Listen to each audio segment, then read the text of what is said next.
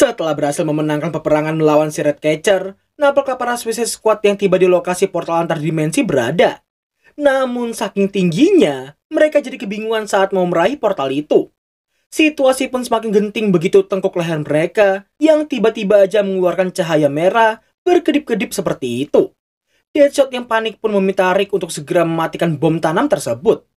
Rick pun menekankan dia nggak bisa melakukannya karena nggak punya akses untuk mengatur ulang semua bom mereka. Berdoa agar sinyal mereka diterima dan direset oleh Argus menjadi satu-satunya harapan bagi mereka. Peacemaker lalu meminta si Deadshot untuk tenang, namun nyatanya cuma tinggal beberapa detik lagi sampai kepala mereka meledak. Parahnya di sini, beberapa detik yang dimaksudkan barusan itu ialah 6 detik lagi. Dan pada akhirnya 3、2、1。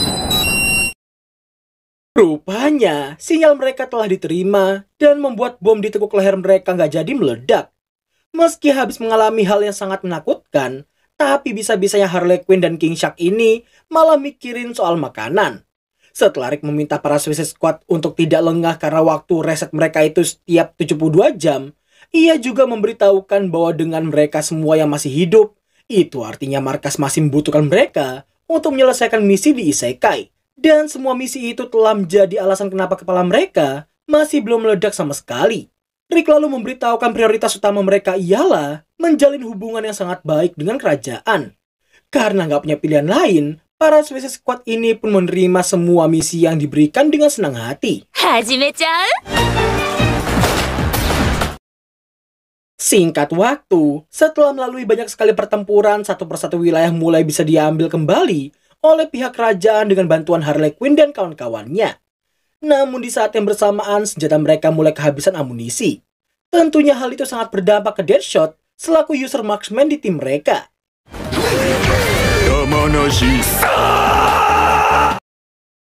Pertemuan pun diadakan untuk membahas tentang stok amunisi yang sudah habis. Mau sehemat apapun Deadshot menggunakan senjatanya, tapi yang namanya amunisi pasti akan habis seperti saat ini.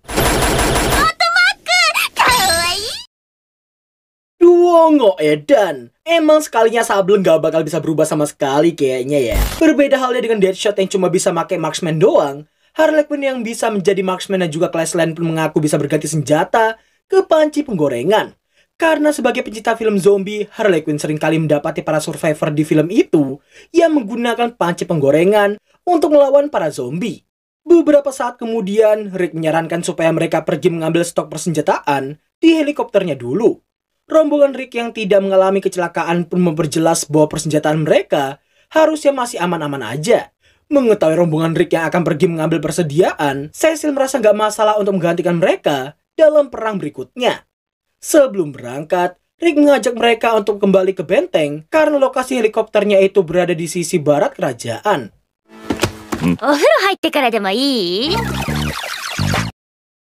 Dan ya, entah kenapa ucapan Rick dan juga Peacemaker nggak digubris sama sekali oleh Deadshot. Tapi saat Harley Quinn yang meminta, ia langsung menurut begitu aja. Setibanya mereka di benteng, Harley Quinn dan kawan-kawan nampak disambut dengan party yang akan segera diadakan.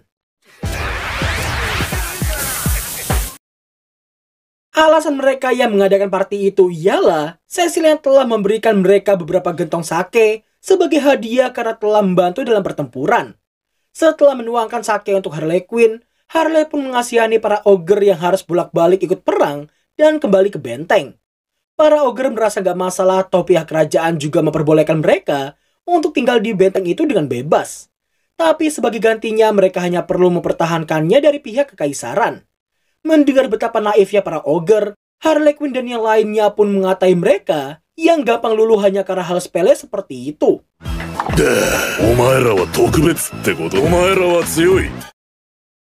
Setelah banyak ngobrol dengan pemimpin ogre, nampaklah para Suicide Squad yang akan berangkat di keesokan harinya. Harley yang berniat ganti job dari marksman ke Class Lane pun nampak diberikan sebuah panci penggorengan. Bye-bye. Sepanjang perjalanan menuju helikopter timnya si Rick, nampaknya Deadshot dan juga Peacemaker yang terus bertengkar, namun untungnya ada King Shark yang selalu melerai mereka berdua. Setelah melalui banyak sekali kesulitan, akhirnya mereka semua hampir tiba di lokasi helikopter itu berada.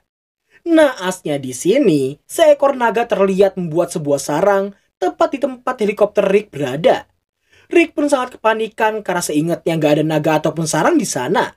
Deadshot yang pernah nonton film Game of Thrones 8 season pun meminta untuk diambilkan sebuah busur. Meski akan sangat sulit, namun Rick tetap bersikeras untuk mengambil persenjataan di helikopternya itu. Clayface yang merasa ini waktunya ia untuk bersinar, mencoba untuk melakukan sesuatu. Saking gobloknya wujud Clayface saat ini, Harley Quinn dan yang lain sampai nggak tahu hewan apa yang lagi ditiru olehnya. Setelah Clayface melepaskan Henshin-nya barusan, nampaknya Deadshot yang meledeknya dan membuat keduanya terlibat dalam pertengkaran. Namun secara tiba-tiba, setelah Deadshot menarik Clayface si penggila isekai menjauh dari sana, si naga yang amuk-amukan pun terus menghujani para Suicide Squad dengan bola api dari mulutnya.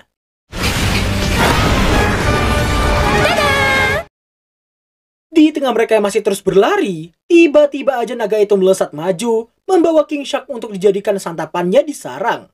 Deadshot yang gak nyangka seekor naga akan memilih ikan ketimbang daging, Harley Quinn pun meluruskan bahwa ikan lebih sehat daripada daging. Peacemaker pun menyanggahnya karena ikan hiu dirasa bukanlah makanan sehat baginya.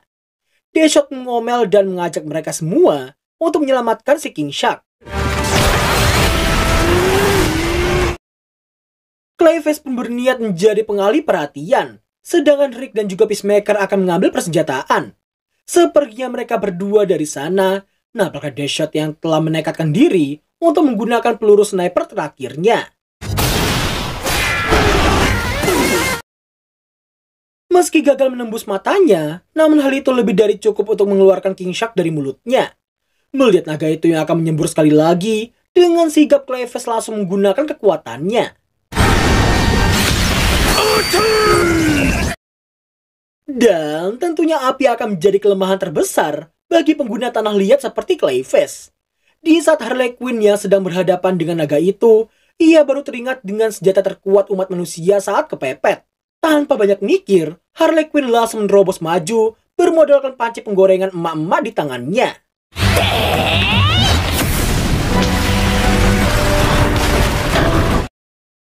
Sontak ketiga rekannya ini pun cuma bisa terbelangak lebar melihat panci penggorengan yang beneran cukup efektif melawan seekor naga. Namun meski telah mendapatkan serangan seperti itu, sayangnya itu semua belum cukup untuk menumbangkan naga tersebut.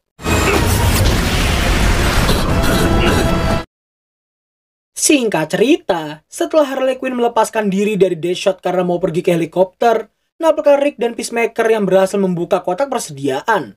Gak lama kemudian, Rick mendapati sebuah walkie-talkie yang langsung ia kantongi tanpa memberitahukannya dulu pada Peacemaker.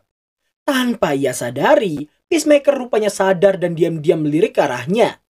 Di tengah pencarian barang berguna lainnya, tanpa disengaja Peacemaker menemukan sesuatu di tempat itu. Harley Quinn lalu datang dan langsung berfokus ke rocket launcher yang ada di belakangnya si Rick. Tanpa basa-basi ia langsung melemparkannya pada Deadshot yang masih sibuk menghadapi naga itu. Sebagai pengalih lainnya, Peacemaker mengancam menggunakan sebuah benda. Entah apa benda yang dibawa olehnya, tapi fokus naga itu langsung teralihkan ke arahnya. Clayface yang tak akan biarkannya pun terlihat mencengkram ekor naga itu menggunakan kekuatannya. Sampai pada akhirnya, serangan barusan ternyata lebih dari cukup untuk mengalahkan naga itu. Namun apesnya, hempasan akibat tumbangnya si naga membuat Deadshot terhempas hingga hampir terjatuh ke bawah pulau melayang itu. Untungnya aja King Shark datang membantu sembari memuji usahanya. Setelahnya, nampaknya mereka semua yang telah berkumpul di helikopternya si Rick. Clayface lalu menanyakan benda apa yang digunakan oleh Peacemaker untuk mengancam naga tadi. Parahnya, si Peacemaker ini ternyata menggunakan telur si naga. Mendengar hal itu, jelas Harley Quinn langsung amuk-amukan, apalagi ketika si Peacemaker yang pengen memasaknya. Di saat ia yang mau meminjam panci overpowernya si Harley, di saat itu pula Harley Quinn langsung marah-marah dan merebut telur itu dari tangannya.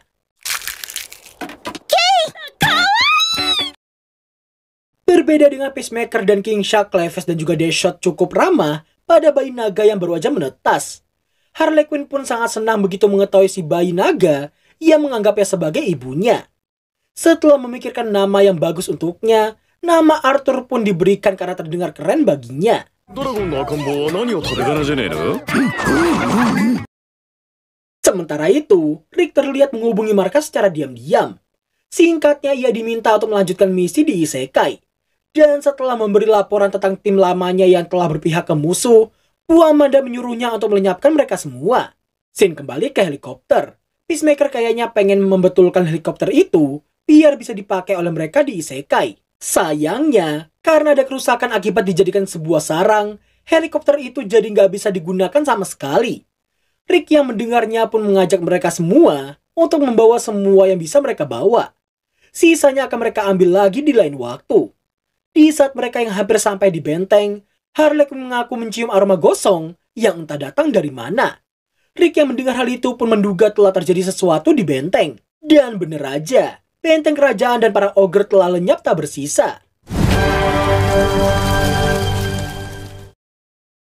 Sontak para Suicide Squad dibuat sangat-sangat terkejut mendapati semua ogre yang tergeletak tak bernyawa. Naasnya di sini mereka harus menyaksikan momen-momen terakhirnya si pemimpin ogre dengan mata kepala mereka sendiri.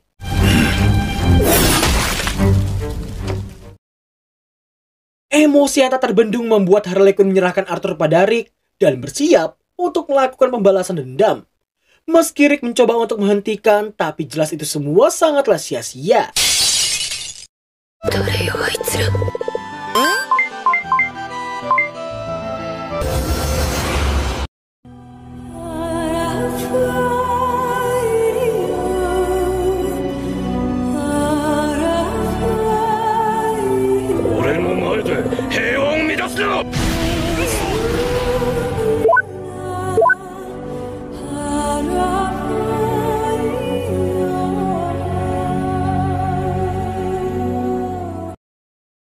Setelah sosok maga bernama Enchantress dan Tinker muncul, bisa disimpulkan mereka berdua adalah dalang di balik musnahnya benteng serta para ogre di sana. Selepas melihat wajah Harley Quinn dan kawan-kawannya, ia langsung mengatai mereka semua yang memiliki wajah badut.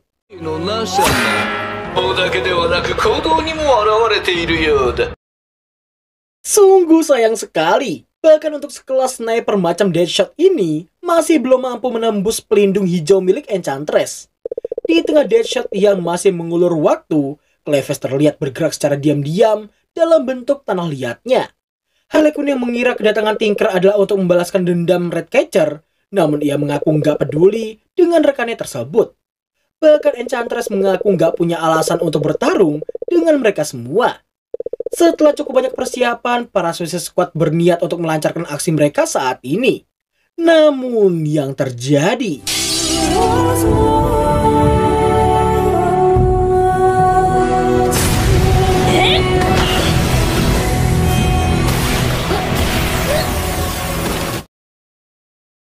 Sungguh sangat disayangkan. Meski taktiknya tadi udah bagus, namun kecerdasan dan juga kepekaan Tinker melampaui taktik mereka barusan.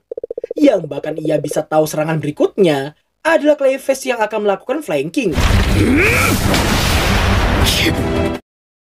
Iya, simpelnya kekuatan Tinker membuatnya mampu mengendalikan pasukan elf dengan semaunya. King Shark yang udah gak tahan lagi pun langsung menerjang maju, meski sihir angin para elf sempat menahannya untuk sesaat.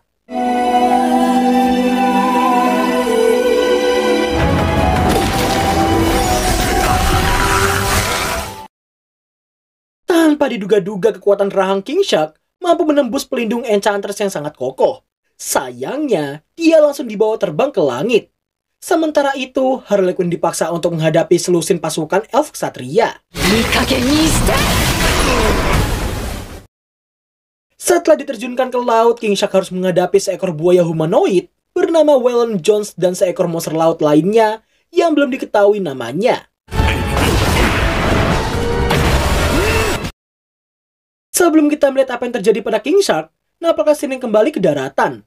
Mau sebanyak apapun atau sekuat apapun Harley Quinn mengalahkan pasukan elf ksatria, sayangnya para elf maga selalu memberikan serangan lanjutan berupa sihir angin serentak.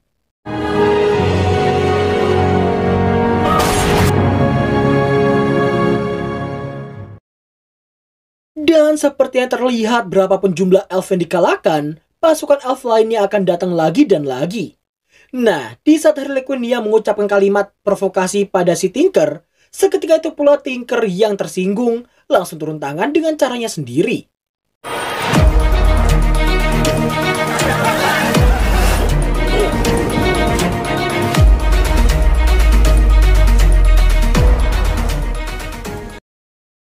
Dengan sangat kotornya Tinker membuat Clayface, Deadshot, dan juga Peacemaker mengingat kembali trauma mereka di masa lalu.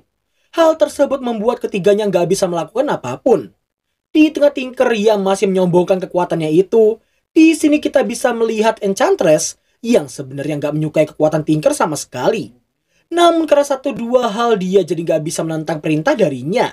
Setelah bersiap dengan sebuah pistol, Tinker langsung mengarahkannya ke Deadshot dan kawan-kawan, sembari mengatai tidak ada obat untuk menyembuhkan kebodohan. Di saat Enchantress yang mau meminta Harley Quinn untuk menyerah, sayangnya kata menyerah gak ada di kamus seorang Harley Quinn.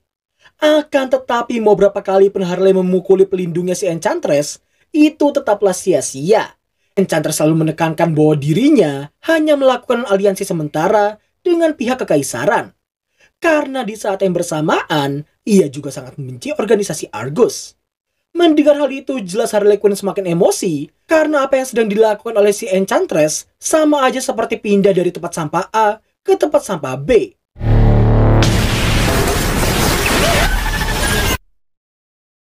Singkat waktu, setelah tersadar dari mimpinya yang bertemu dengan Joker, nampaknya Rick yang mengancam akan meledakkan kepala Tinker dan juga Enchantress jika tidak segera mundur dari sana.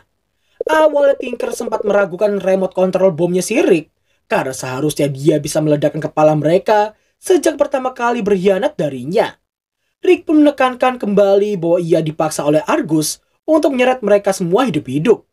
Dan jika Tinker masih gak percaya, dengan senang hati ia akan meledakkan kepalanya sebagai contoh. Singkat cerita, berkat ancaman Rick barusan, Tinker yang merasa misi mereka untuk menghancurkan benteng pun memutuskan untuk segera pergi dari sana. Sesaat sebelum pergi, Enchantress sempat memandangi Harley Quinn untuk sesaat tanpa alasan yang jelas sama sekali. Bersamaan dengan kepergian mereka, pasukan elf yang tersisa di bawah langsung tumbang dalam seketika. Rick yang belum memahami situasinya pun harus dibuat terkejut begitu melihat Harley Quinn yang menangisi teman-temannya. Baru aja nangis sejeritan kayak gini, secara tiba-tiba Clayface bangun dan menyindir Harley Quinn yang seharusnya memangku kepala mereka di pahanya. Melihat Harley Quinn yang terkejut dan juga kebingungan, Clayface hanya bisa memberitahukan bahwa peluru yang ditembakkan pada mereka berhenti tepat sebelum menyentuh kulit dan juga daging mereka. Clayface lalu mengubah bentuk tangannya sendiri menjadi sebuah kipas untuk melakukan sesuatu. Setelah Deadshot mencabut peluru yang masih tertancap di dadanya, bisa kita simpulkan warna hijau ini adalah sihir pelindungnya si Enchantress tadi. Entah apa alasannya, tapi yang jelas berkat itu mereka bertiga masih bisa hidup. Naasnya di sini, gara-gara kejadian tersebut pihak kerajaan kembali memenjarakan para Suicide Squad dan melakukan pertemuan untuk memutuskan langkah berikutnya. Bukannya bercermin atas betapa lemahnya kekuatan tempur pasukan mereka, Ratu Aldora malah ingin mengeksekusi gantung para Suicide Squad atas runtuhnya benteng mereka dan merasa bisa menang jika pasukan mereka lah yang diletakkan di sana. Tanpa memperdulikan kontribusi para Suicide Squad dan ucapan putrinya sendiri, Ratu Aldora tetap pada keputusannya dan nampak menunjukkan ekspresi seolah-olah ia menganggap Suicide Squad sebagai sebuah penghalang untuknya. Singkat waktu, setelah Putri Fiona berunding singkat dengan si Cecil, diketahuilah tidak hanya Putri Fiona sajalah yang mulai meragukan sang ibu. Bahkan Cecil pun mulai meragukannya dan lebih berpihak pada perasaan Putri Fiona yang tertarik dengan para Suicide Squad serta ingin mempercayai mereka. Sementara itu di penjara, Rick dan Deadshot sempat terlibat dalam pertengkaran karena si Deadshot yang merasa gak terima jika Rick menganggap kesalahannya dan tim pendahulunya adalah kesalahan bersama. Meski mereka berniat kabur sekalipun, sayangnya gak ada cara untuk keluar dari sana. Bahkan meski Arthur ingin membantu sekalipun, semburan api bak korek tongkrongannya itu belum cukup kuat untuk melelehkan besi di hadapannya. Di tengah pembahasan gimana caranya mereka bisa kabur, secara tiba-tiba Cecil datang dan menyuruh mereka semua untuk segera keluar dari sana. Mengira waktu eksekusi telah tiba, namun Cecil meluruskan bahwa itu akan terjadi jika mereka menetap di tempat itu. Dengan kata lain, Cecil memutuskan untuk membantu mereka keluar dan meminta supaya mereka bisa melakukan pembalasan pada pihak kekaisaran kemarin. Simpelnya mereka diminta untuk membuktikan kelayakan biar Ratu Aldora bisa berubah pikiran.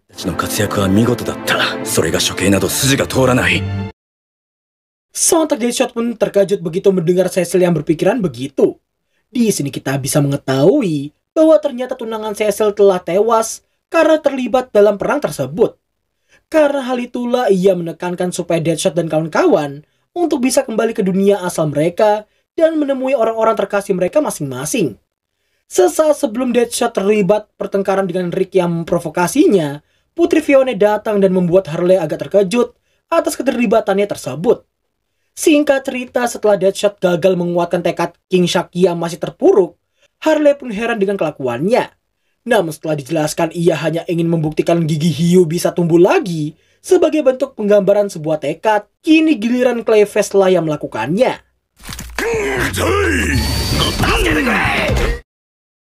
Sebelum benar-benar pergi, Harley menyempatkan diri untuk menanyakan keyakinan Putri Fiona yang memberikan bantuan seperti itu pada mereka. Meski dia mengaku gak yakin, tapi gara-gara kesalahannya di masa bocil dulu, ia memberitahukan tentang kamp prajurit yang selalu memiliki pengurus makanan. Hal tersebut membuat temannya tewas di tangan para prajurit. Dan karena hal itu jugalah adik temannya yang bernama Knoll ini menaruh dendam teramat sangat dalam ke Fiona dan keluarga kerajaannya. Setelah cukup banyak mendengar cerita Putri Fiona barusan, pada akhirnya Harley Quinn pun keluar dari penjara, diikuti Peacemaker di belakangnya. Putri Fiona lalu bertanya pada Cecil, apakah ia telah membuat kesalahan lagi. Cecil yang gak memiliki jawaban pasti pun hanya bisa meyakinkan bahwa dirinya akan selalu berpihak pada Putri Fiona apapun yang terjadi ke depannya. Setelah itu, nampaklah para Suicide Squad yang akan segera pergi menggunakan kereta kuda usai mendengar suara lonceng peringatan dari kejauhan. Di dalam kereta, Peacemaker mengaku baru aja merampungkan strategi mereka dalam pikirannya. Deadshot pun terkejut tapi sudah mewajarkan betapa gilanya rekannya tersebut. Di saat yang bersamaan, Tinker yang ternyata diam-diam membaca isi pikiran Peacemaker barusan dari kejauhan, membuatnya bisa mengetahui semua rencana yang telah dirampungkan olehnya. Parahnya lagi, dengan sangat liciknya Tinker membangun sebuah benteng tepat di sekitaran portal antar dimensi.